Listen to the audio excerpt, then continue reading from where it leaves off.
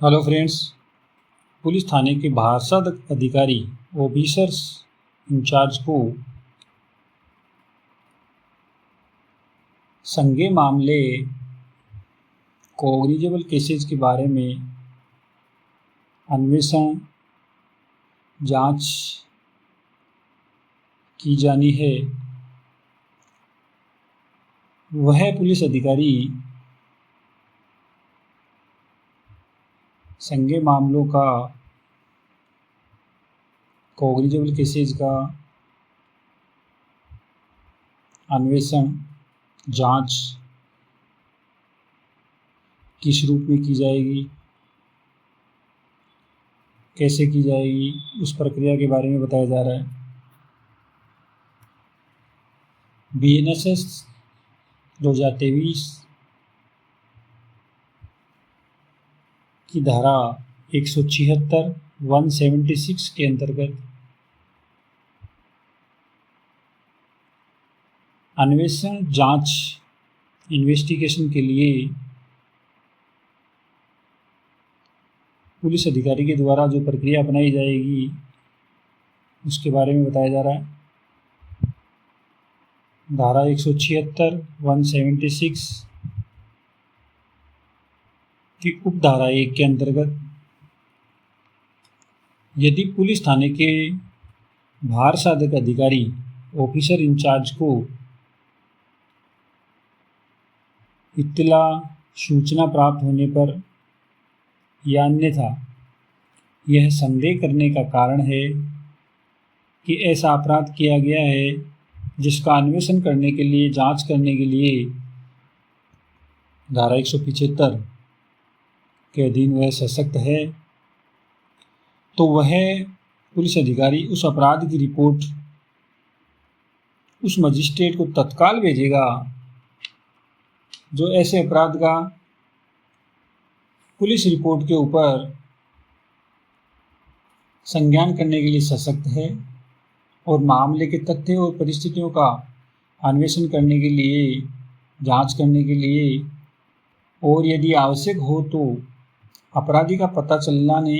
और उसकी गिरफ्तारी के उपाय करने के लिए उस स्थान पर या तो स्वयं जाएगा या अपने अधीनस्थ अधिकारियों में से एक को वह पुलिस अधिकारी भेजेगा जो ऐसी पंक्ति से निम्न पंक्ति का नहीं होगा जिसे राज्य सरकार साधारणतया या विशेष आदेश के द्वारा इस निमित्त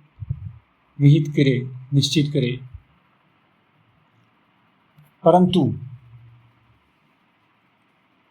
जब ऐसे अपराध के किए जाने की कोई सूचना किसी व्यक्ति के विरुद्ध उसका नाम देकर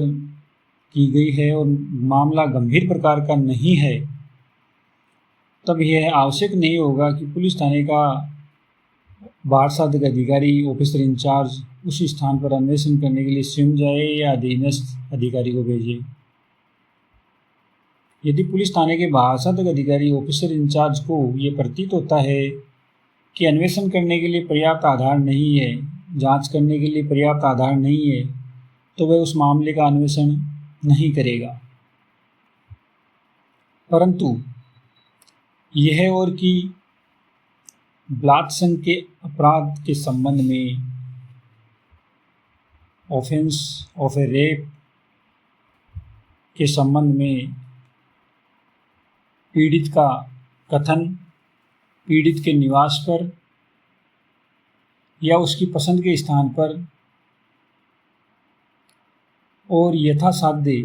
किसी महिला पुलिस अधिकारी के द्वारा उसके माता पिता या संरक्षक या नज़दीकी नातेदार या क्षेत्र के सामाजिक कार्यकर्ता की उपस्थिति में अभिलिखित किया जाएगा और ऐसा कथन